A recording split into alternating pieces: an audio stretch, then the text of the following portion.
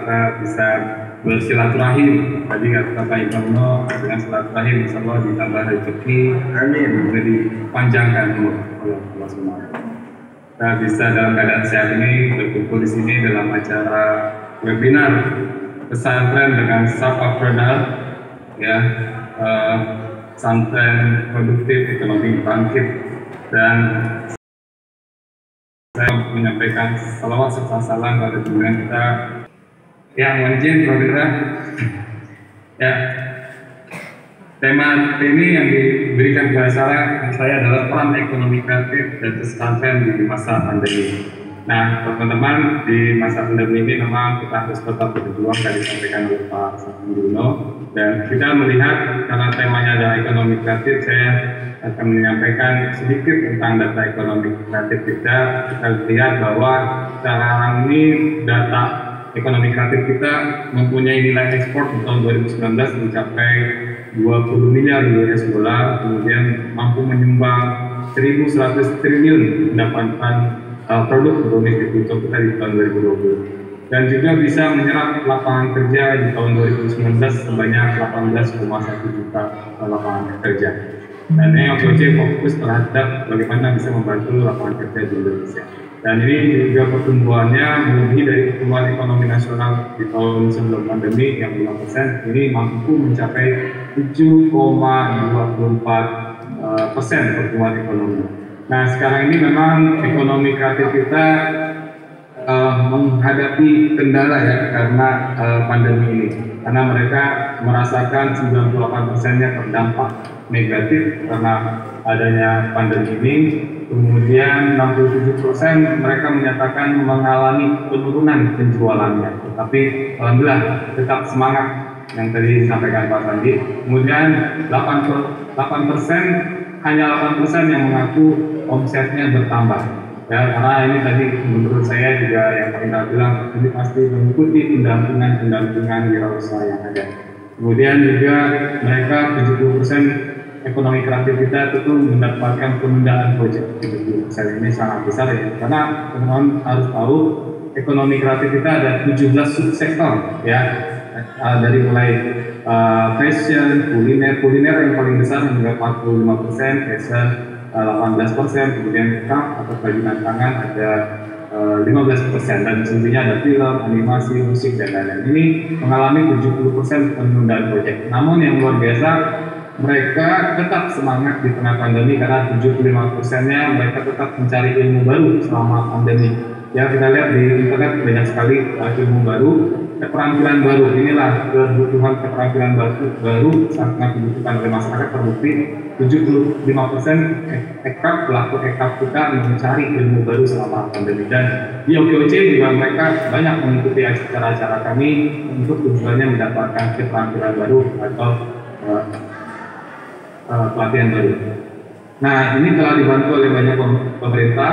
Di kementeriannya Pak Sandi juga sudah menyiapkan program PEN, kemudian ekonomi nasional anggarannya hingga 2,4 triliun di tahun 2021 ini. Jadi teman-teman, nanti yang tadi Pak Sandi sampaikan, banyak sekali program kementerian yang perlu kita ikuti ya, dipantau terus. Nanti mungkin Pak Rizka bisa menyampaikan apa aja yang bisa diikuti oleh teman-teman, khususnya di pesantren juga. Jadi Pak Sandi sudah menjawab. Nah, strateginya bagaimana di tengah pandemi ini ya, di tengah pandemi ini strategi yang kita harus bangun, teman-teman harus bangkit ya. Nah, kita lihat bahwa pengembangan ekap selama pandemi kita harus mulai desain ulang nih target pasar kita ya, target pasar kita harus cari ide baru untuk produk-produk ekap, karena tadi dengan adanya pembelajaran baru, keterampilan baru, akhirnya banyak nih ide baru untuk kita berjualan atau membuat produk berbasis ekonomi kreatif yang bisa dibutuhkan oleh masyarakat. Kemudian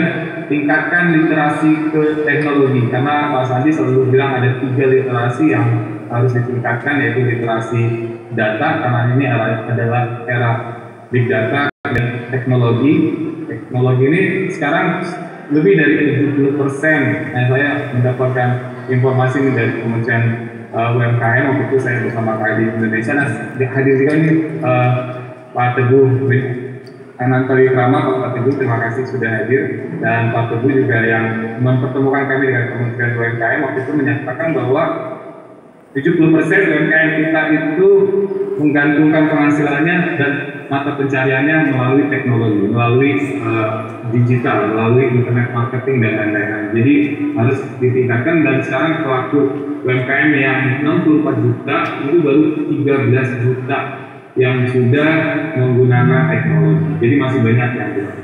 Kemudian tingkatkan kualitas, ini PR kita juga untuk di era pandemi ini. Yang paling penting adalah kualitas untuk yang makanan juga kesehatan. Tapi masyarakat akan lebih menginginkan itu kebutuhan dasar mereka, itu kebutuhan makan, kebutuhan pendidikan, kebutuhan kesehatan.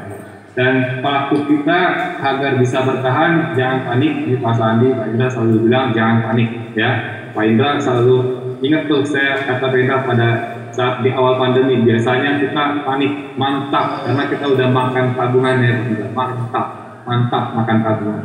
Yang kedua, akhirnya mindset, makan aset.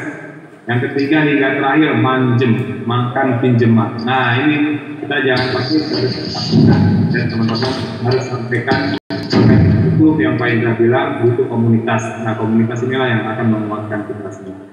Nah, kita harus manfaatkan sumber daya yang disiapkan pemerintah. Tadi banyak program di Kementerian UMKM juga banyak sekali program dengan pemerintah. Jadi teman-teman harus memanfaatkan sumber daya tersebut. Buat rencana bisnis 3 bulan ke depan, karena kita nggak tahu ke depan seperti apa. Jadi ada rencana keuangan 3 bulan ke depan dan kemudian cari peluang. Cari peluang, ya. Ini dengan 1.000 orang yang hadir di sini luar biasa peluangnya. Insya Allah nih kita bisa silaturahmi terus sehingga banyak uang rezeki yang kita dapat.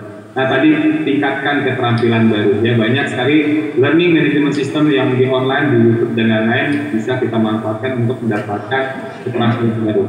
Nah, kalau kita lihat peran pesantren, nah pengembangan pesantren dan ekonomi syariah kita lihat potensi pesantren yang tadi Pak Sandi sampaikan juga, bahwa sekarang ini hampir 28.000 pesantren yang tersebar di Indonesia, dan ini sebagian besar ini kalau kita lihat nih, yang jumlah pesantren besar itu lebih dari 3.000 itu ada di yang hijau ini ada di Pulau Jawa.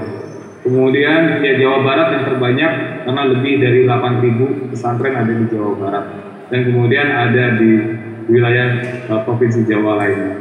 Nah, ini yang merah ada di luar Jawa, kemudian di Sumatera, di Aceh itu yang kuning lebih dari 1.000 sampai 3.000 pesantren sebaran.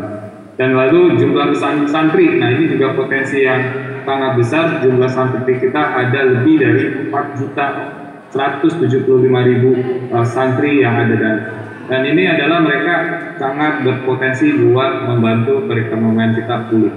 Dan kita lihat juga potensi ekonomi syariah kita, potensi ekonomi umat kita, bahwa 87,2% penduduk muslim di Indonesia. Jadi penduduk muslim di Indonesia saat ini adalah 87,2%. Nah, kemudian yang kedua, sepertiganya dari mereka adalah kelas menengah atau kelas menengah di Indonesia untuk yang muslim ini. Jadi dari 160 juta kelas menengah di Indonesia, ada sepertiganya adalah sekitar 63%-nya adalah umat muslim, yaitu 147 juta umat muslim yang kelas menengah. Nah, bayangkan mereka kalau mereka mengkonsumsi aja 2 juta per bulannya, itu sebulan konsumsi umat muslim kita yang kelas menengah ini mencapai 300 miliar rupiah per bulannya, dan ini sangat besar sekali. Dan kita lihat juga 76% dari penduduk Indonesia mengkonsumsi produk halal, nilainya sampai 220 miliar US dollar per tahun. Jadi 76% penduduk Indonesia itu peduli ingin mengkonsumsi produk halal. Ini sangat dibutuhkan potensinya. Jadi teman-teman ekonomi kreatif bisa mengambil peran di sana. Ya, dan juga tentu untuk bisa diekspor produk halal kita juga banyak berekspor. Nilai ekonomi syariah Indonesia itu mencapai 80% dari PDB kita, produk domestik bruto kita.